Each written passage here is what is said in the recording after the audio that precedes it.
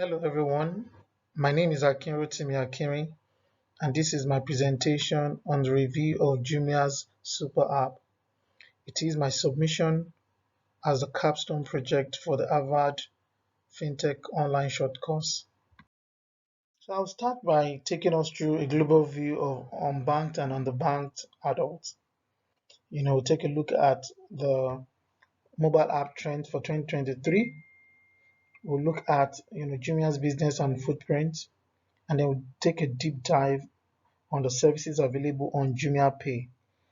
Then we'll conduct a SWOT analysis, go through the plan of actions, then what are the major risks and the mitigating controls that should be put in place, and then we'll conclude this presentation. So let's briefly take a look at what the numbers are looking like, and the source of this data is the World Bank Financial Inclusion Project. So as you can see, the percentage of unbanked and underbanked adults across the different regions of the world is displayed in the chart. And it's interesting to note that the Middle East and Africa has a need that is yet to be met in terms of financial inclusion. As you can see, the percentage of unbanked adults still stand as 52%, while underbanked stand as 43%. But it's interesting to know also that the mobile penetration for the same region stands at 83%. So that in itself speaks to an opportunity that the rate at which you have mobile phones in the hand of an average adult is far higher than the corresponding number of adults who are either underbanked or unbanked. So let's take a look at the mobile app trend for 2023, and we're looking at a review done based on downloads in the year 2022 across finance apps, shopping apps, and game apps. And you'll see the top 10 across the globe.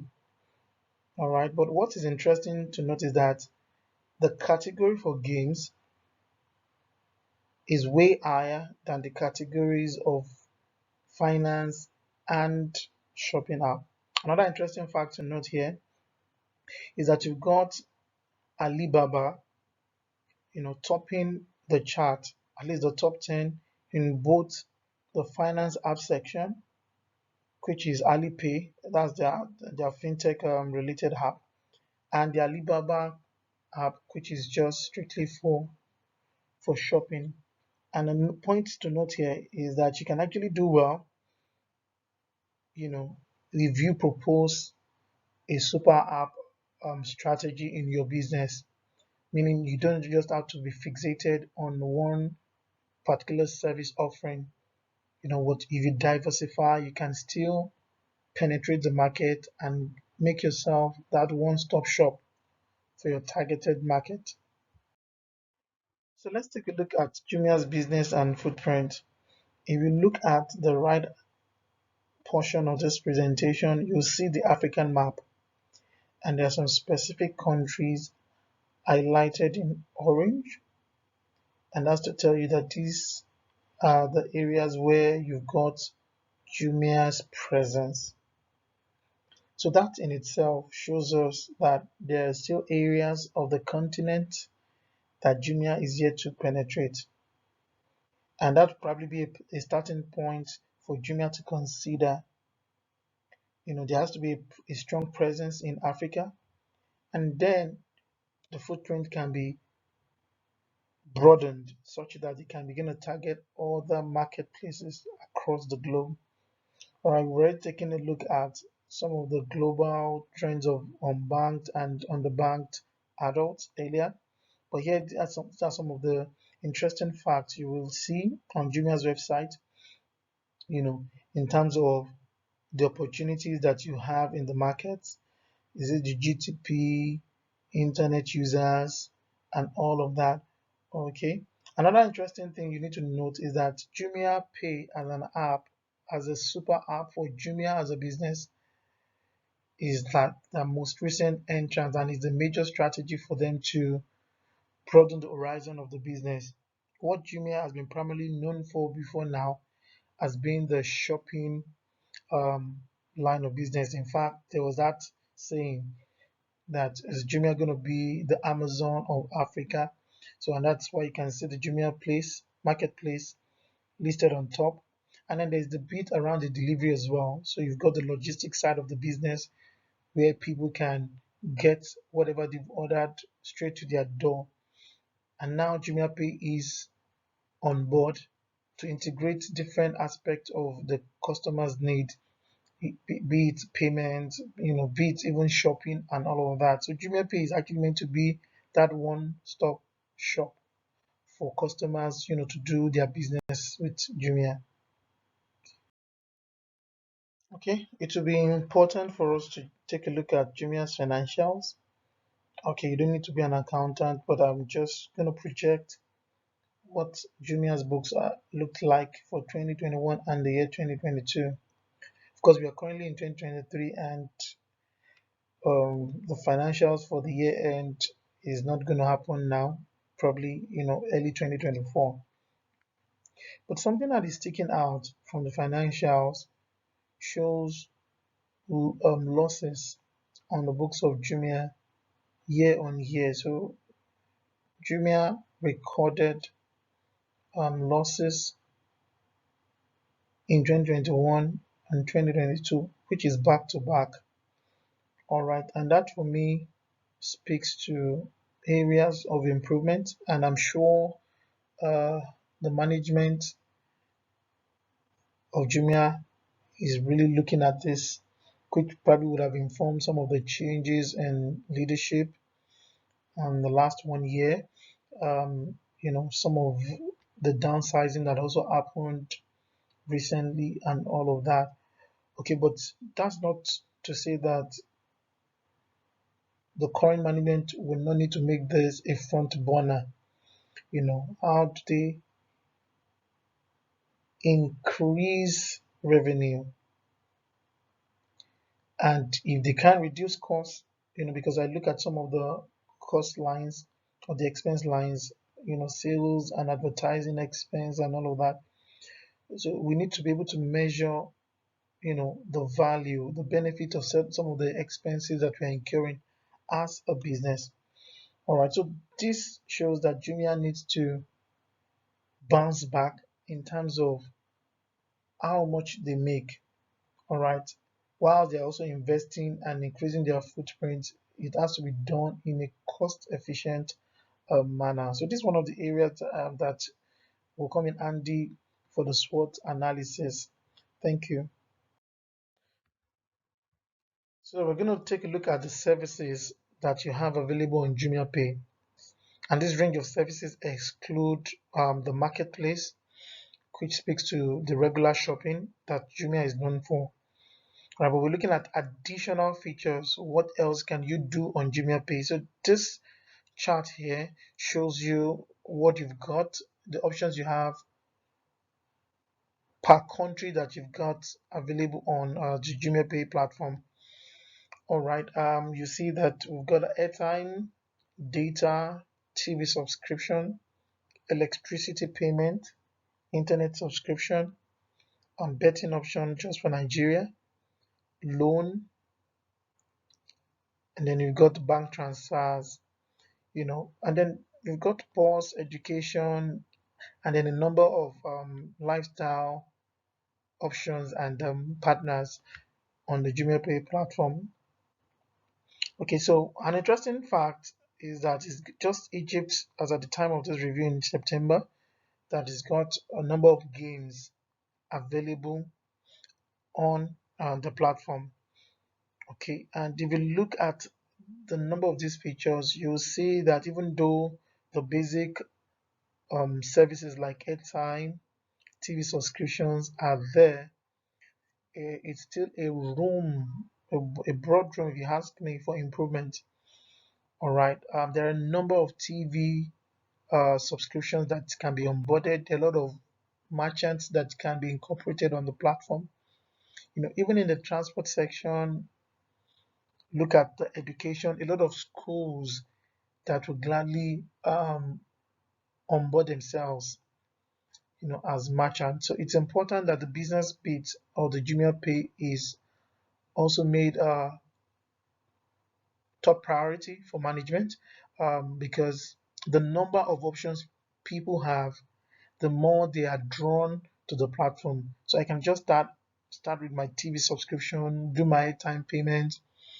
If there are games opportunity for me, I'll probably download those games and play. And then before you know it, I know that it's a shop where I can get most of my needs met once I log on. So it's a critical point. And as you can see, there are some countries that are even yet to have significant number of services onboarded for them on the platform. So that time to market is critical. The ability to, number one, increase the number of service offerings as well as the speed at which such services will be introduced to the market is critical for the Jumia business.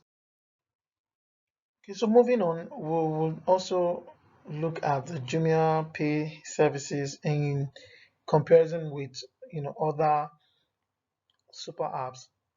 Okay, and then basically we're focusing on the major players within Africa, but I've also included Alipay, being a global leader. Just let's have a look at how JumiaPay is faring.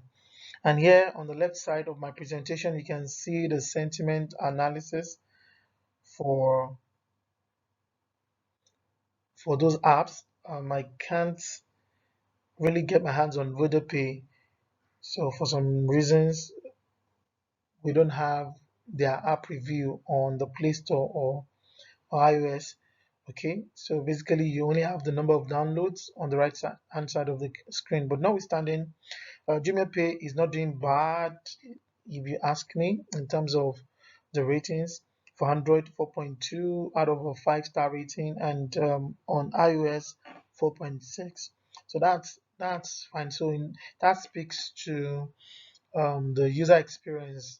So it could be in terms of ease of use, you know, the intuitive factors that have been considered when designing the platform and all of that. So for me, I think JumiaPay is doing well in terms of the features and how you navigate the app. So the overall experience is not bad compared to like an Alipay, where you've got a rating of 3.7 and 3.3 on the Play Store for and iOS respectively.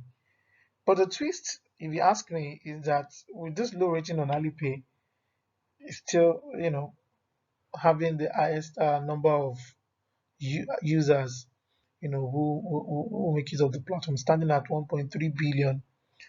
Okay, where JumiaPay is still on 3.1 million, and these numbers, of course, are kind of arguable, but even at that, the margin is very broad, so it's understandable for JumiaPay considering the number of years that it's been launched, all right, which was just recently, and then an Alipay that has been around and riding on the back of Alibaba's presence, and then the population in around China, Asia, and all of that. So it's understandable that you have numbers available for a player like Alipay. But if you drill down to Africa, JumiaPay can still take some learnings from OPay. OPay is very strong in Nigeria, where JumiaPay is equally um, having its major market at the moment. And one thing that is standing out for OPay is the ability to incorporate like almost a million business partners. So you've got fast payment options and collection. So you see POS available on OPay network. You've seen variety of options for you when it comes to logistics. Before there were regulations that hampered that in Nigeria, and then a lot of options, betting, investment, and all of that. So it's important that JumiaPay will leverage such opportunity. Nigeria is over 200 million in population, so it's still a green market for them to penetrate. And then that's not just to say the focus should be on Nigeria. I'm just using Nigeria as a case point for OPay. Okay, what about Karim and Myfori in Egypt, and the areas where we have proven success stories for super apps? So JumiaPay may want to make that top of mind, and let that inform the strategy execution on the next couple of years. So let's get to our SWOT analysis. And here we are basically looking at the strength, weaknesses that Jumia possesses, as a business, as well as opportunities and threats that they are faced with in the marketplace. All right, so we need to give it to Jumia. Jumia has a proven track record from its marketplace and logistics business lines. All right, which earned it its previous title as Amazon of Africa.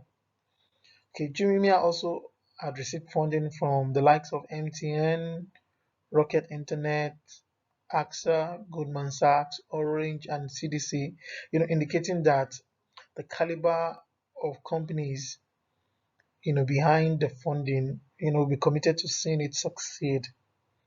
And then they've also got diversified products and online presence. Yes, I've mentioned earlier that they need to increase the service offerings, but you also need to acknowledge the fact that they've got their hands in different services as we speak. So those are like the major strengths I'm highlighting for Jumia. Then in terms of weaknesses, one major drawback for me is the poor financial performance. And that I may want to still park with the management at the time. And this is not targeted at any individual, but um, a management can be so strong in starting or floating or setting up a business. But it's also important that those who will execute that strategy on a sustainable basis, must possess the required skills. So it's one thing to start a business, it's another thing to run with the mandate for strategy execution. So the financials haven't been pretty good, and we're hoping that the current management will turn, that narrative in the next few years. All right, and so which means the weakness that we're seeing from the financials can also raise some questions begging for answers for the skill sets or personality of the leadership at the time. Okay, so nonetheless, it will qualify as a weakness until that narrative is turned around. All right, so consequently, some of these factors can now bring other form of factors that I still consider as weakness, and that will speak to investors' confidence. So if I need to expand my business, I want additional investors to come on board, or existing investors to to pump in more funds. How confident will those businesses be in pumping more money? All right, because they will probably also want to look at the performance of the business. All right, another weakness is the limited features and services that we have on the Jumia app. Right, for instance, like I've mentioned, the boss, investment partners, loan, and other form of subscriptions have limited options, whereas the primary market where those services are being offered have got a laundry list of providers that can be onboarded, and there are some countries that do not even have those options available at all. All right, so it's important that the time to market should be prioritized. But from this angle on SWOT analysis, it's still standing at a weakness. Then in terms of opportunities, the primary market that Jumia operates in is currently playing in an area that still has a big room or bigger room for improvement, right? Of course, we already know that the underbanked and unbanked population in Africa, for example, is still large, and so you've got an opportunity to bridge that gap as a business. Also, the likes of MTN, which is part of the funding investors, they've got a big subscriber base, about 76 million. Say, for example, in Nigeria, I'm citing example in Nigeria because of the population and the opportunities that exist in Nigeria. So, such can be leveraged. Although MTN has its own payment service bank, all right, but they've only got 7.4 million mobile money Momo users. All right, so for me, is an area where Jumia can grow in scale if they consider some certain level of partnership with MTN. For example, it doesn't have to be MTN, but you can have an existing partner who is strong, who has an existing user base that is large, and then you don't need to look for users afresh, but you can just build on those existing user base. And then what about the threat? The first on the list for me is the stringent regulatory requirement. The regulatory landscape, particularly for a place like Africa, can't be predicted easily. And if a regulator comes up with a requirement that has not been well thought of, it can impact business. And a case in point was the experience that Opay had in Nigeria. They started the courier service, where you use motorcycles to either transport goods for people, or probably people can even use it as a means of transportation. And then the state government came up with a rule that was hindering them, from rendering that kind of service after huge investment has gone into that kind of venture. So for me, the regulatory landscape is a volatile one, and the junior business will probably need to put that as one of its top threats or risk, as the case may be. Also, you've got existing global and local competitors that have their own success stories. So, Jumia will probably have to put in extra effort to gain such customers that have pitched their tent with other service providers. All right, but it's still a threat, anyways, because if you want to grow your user base, the existing competitors who are ahead are also not going to rest on their horse, and that is going to be a major challenge. All right. And I think lastly is the United State dollar, or let's say generally speaking, the FX impact the African market has suffered in the last couple of years. All right, I'll take Nigeria for example too. The exchange rate has been fluctuating as the local currency has depreciated in value. Okay, and quick for me is also one of the factors responsible for the loss. I don't know if you remember the other slide I presented on the financials. All right, we had to just put side by side a fixed currency rate just to have a true view of the business performance. Meaning, if your currency, for argument's sake, the local currency is 2 to 1, so 2 naira to $1, like I said, for argument's sake. But at the end of the financial year, it has changed to 10 naira to $1, meaning whatever profit you've made that year has lost value by probably 80%, So, and that itself is going to affect the global view of your financial performance because as an international company, your profit probably be measured in United States dollars. And if the primary market you are operating in keeps declining, then no matter the success you have recorded from a local context, you will probably still not, make a good success story from a global perspective. So for me, the FX space is a major threat, to the Jumia business. So having looked at, the services on Jumia and then taking considerable time on the SWOT analysis. Okay, so what are some of the actions that Jumia should plan to work on? For me, I think topmost will be merge with probably a stakeholder, an existing investor that has a complementary strength. This is going to help them in terms of speedy penetration and then scale. Like I keep mentioning MTN for argument's sake, or just for hypothetically speaking, if you go with a partner that already has an existing user base, number one, you've got that sorted, and then you can also leverage the infrastructure. One of the infrastructure for the telco is their advance our advancement, as the case may be, in